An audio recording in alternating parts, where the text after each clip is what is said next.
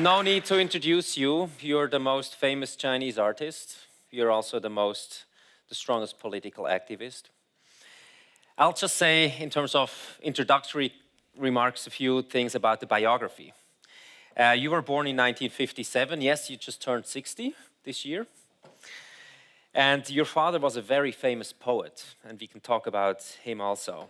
When you were 1 year old, the family was sent to labor camp.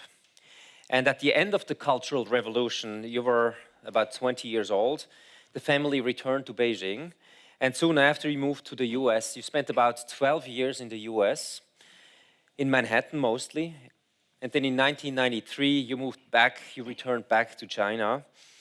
After your father became ill, you said at one point, this is a pretext, but we can go into that. But you returned back to China. And you became increasingly politically active. In 2009, you were beaten by the police, and a doctor in Munich arranged for an emergency brain surgery. Otherwise, we would probably not have you here.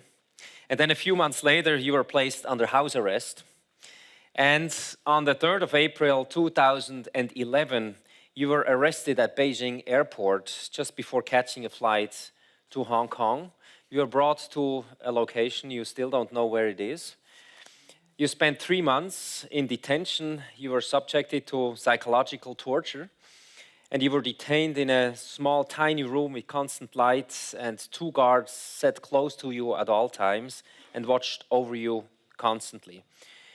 And we all remember the huge letters on top of Tate Modern that said, "Release Ai Weiwei." We remember that going through at least the Western press, "Release Ai Weiwei." And then 3 months later, you were released, but you were still under constant surveillance.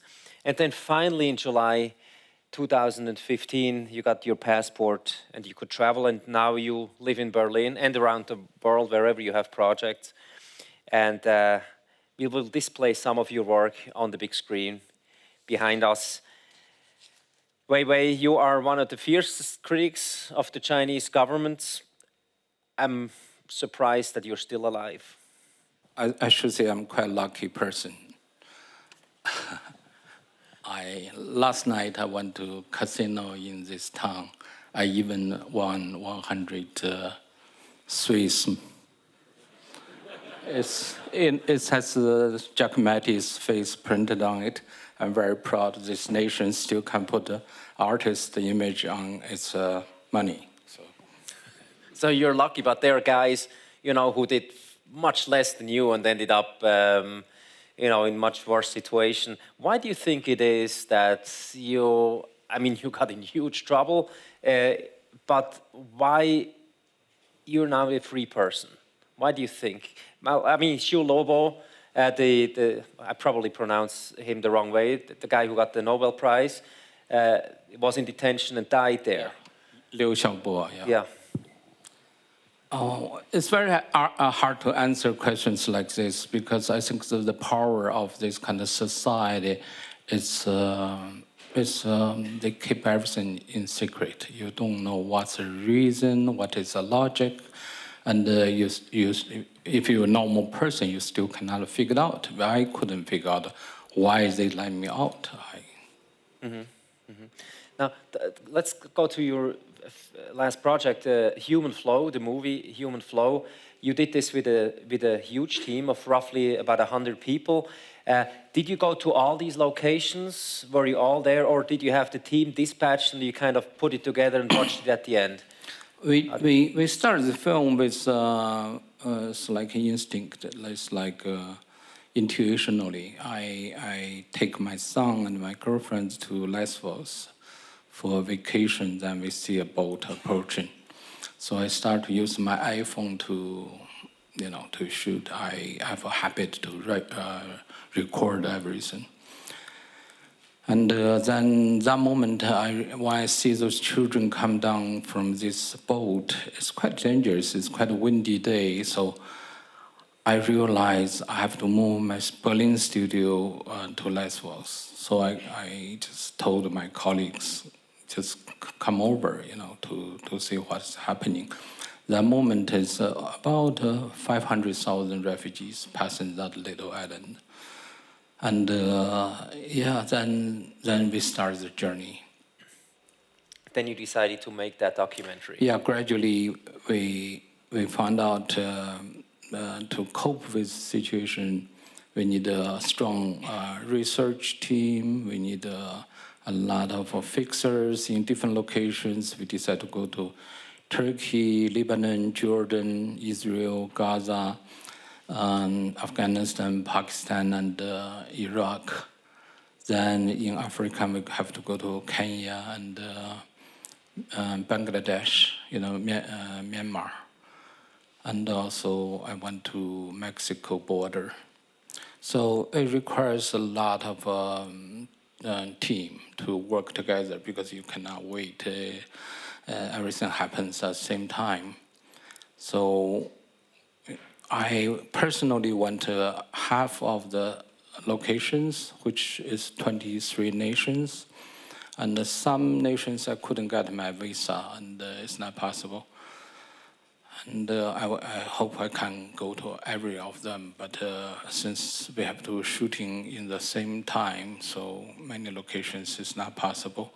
And we visit about 40 refugee camps and interviewed 600 of people, and we come out 900 hours of footage. Mm-hmm. Mm-hmm.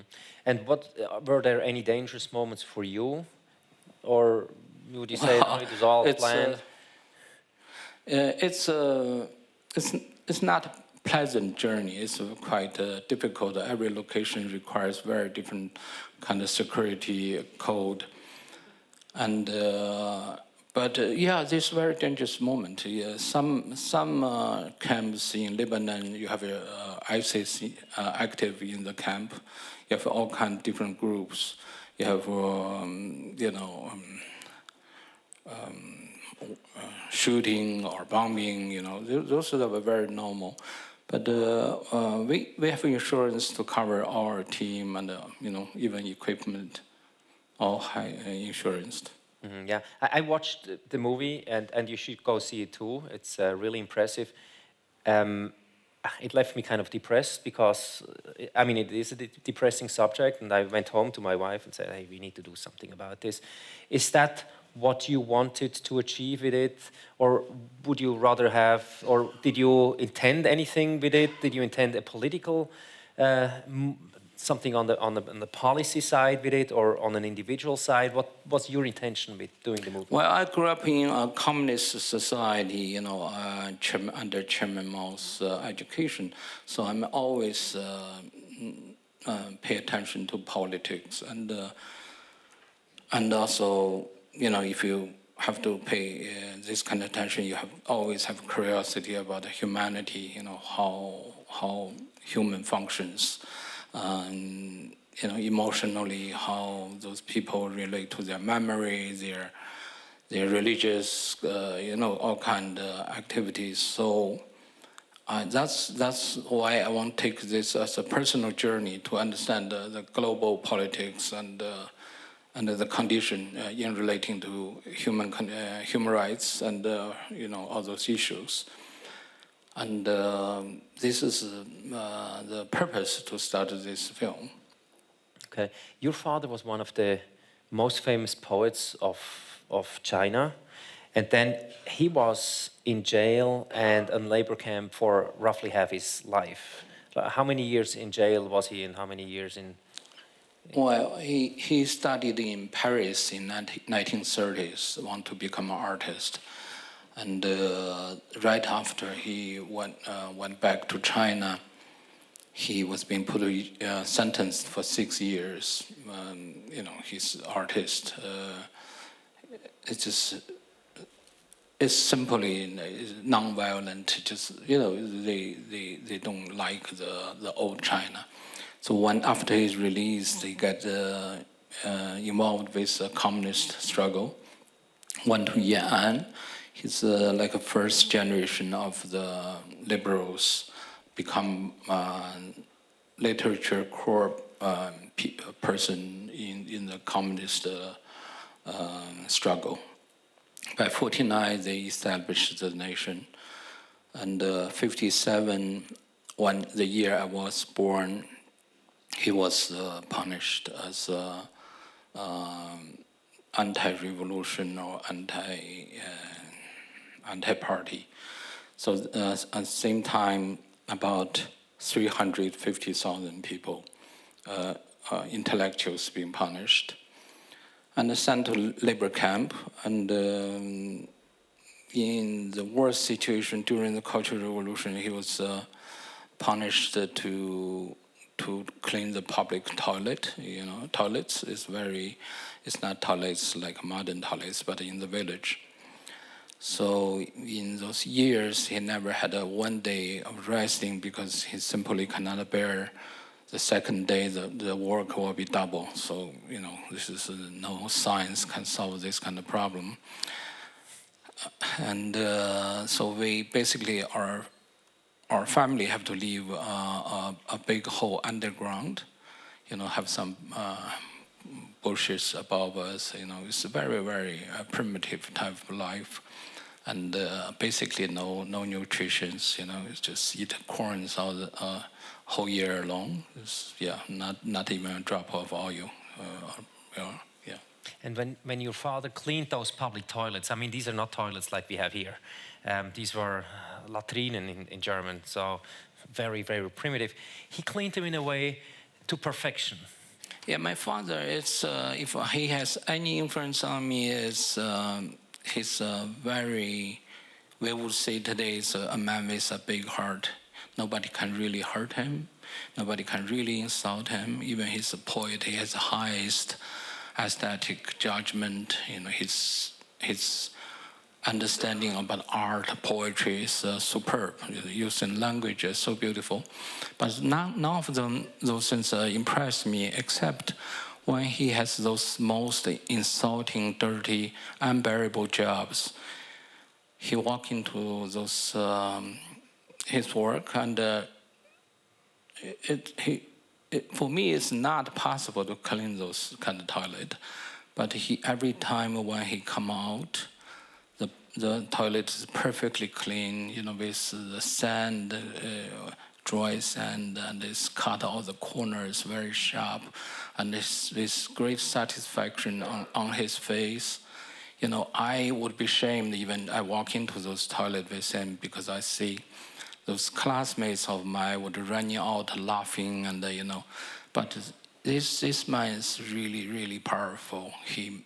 His only rewarding is to make it a totally perfection, you know, satisfaction of his job. Was that those 20 years where you saw your father cleaning the toilets and you know, people shouting down at him and people punishing him, beating him, was that the reason why you turned so politically active, or was it more your own life experience when you came back after New York, after Manhattan? I think without this kind of early experience, I would not be myself like today. But of course, the U.S. 12 years also helped me understand a lot about you need to go to other country to understand your own country. So that helps me a lot. Do you understand China? Nobody understands China better than me. Okay. I am China. So. Can you say something about your detention? So you were 3 months in detention. You wanted to board a flight, and they put a hood over your face. Yes, actually, I was going to meet Uli Sig in Hong Kong, then take a trip to Taiwan to set up my exhibition. Then I passed the security, went to this border, then the police looked at my passport, said, follow me. So I know what is going to happen, you know. They stopped me once on the border because they think I will go to attend Liu Xiaobo's Nobel Prize ceremony. So, but I see a lot of police followed. And they said, we should take a walk. I said, okay. You know, a group of undercover. It doesn't look like police, but you can see they're police. And then they put a black hole on my head. And we drove, and you can never know. I try to figure out whenever they make a turn, you know, to figure out, remember where they're going to take me. But after a while, it's not possible because it takes quite long. Then we locate, they carry me down because I was covered, my head was covered. So we step up, I know it's second floor, then we walk into a room, I'm sitting there, then they take off my hoof, then, you know, I see police soldiers standing in front of me and searching and all those things. But this 81 days, and I asked them, is possible I call a lawyer? They said no. I said, can I tell my family I'm in your hands or something, you know, because my family may worry. They said no. I said, how long this process can be? They said, could be as long as a year or a year and a half. So I think I've been kidnapped by a state. And so the rest is long story. And, you know, every day it's two soldiers standing 8 centimeters. Like this close? Yeah, it's a bit close than this, but they would stare at me like this, motionless. And I cannot sit like this. I have to sit, you know, very professionally. So it basically, after about 50 interrogations, talk about my involvement with, they think I'm a subversion of state power is a very big crime, which you can, Liu Xiaobo also have this kind of crime. So I measured my activities much brutal than Liu Xiaobo because I openly criticized very actively and did a lot of internet protesting. So I think if they sentence me 10 years or 15 years, I would not be surprised. Yeah. Were you afraid of your life that you were going to get killed, or was the worst worry just it's going to be 10 years of detention, 10 years in prison? After a few days, we thought really sleep because they're standing next to your bed and the light is up. And also, you lost some kind of right judgment. You don't really know, you know, when they talk to you, you don't really know it's not real or it's not just some kind of brainwash. Of course, I have to believe them. They can sentence me over, I mean, there's many examples. So, and yeah, but it's very, very hard. It's not easy. When they talked to me and said, you know, after you get released, your son will never recognize you. My son was 2 years and a half. You know, when some sentence like this, I think it breaks you down. You know, you really feel you're totally in the darkness. Yeah. And now, then, after 3 months, finally, one day they came and said, okay, you're released. You're still under constant surveillance, but how was that? Just they came in the morning and said, it's... Yeah, I feel great. In the morning, they didn't even tell me, but at almost noon time, they said, why don't you take a shower? And you're going to be released then this evening. So I was quite happy, actually. Yeah. Was there any sort of deal that you told them, okay, I'm gonna play by those rules, I'm not gonna do X, Y, Z, I promise you that? Was there some sort of a deal involved?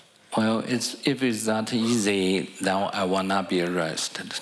I think it takes them a very big struggle to make a decision to arrest me. And I remember the last sentence they said, we understand that if we put you in jail in 10 years, we will not change you. Is that right? Mm-hmm. I said, that's right. Even you take me out to put a bullet in me right now, you still cannot change me. Mm-hmm.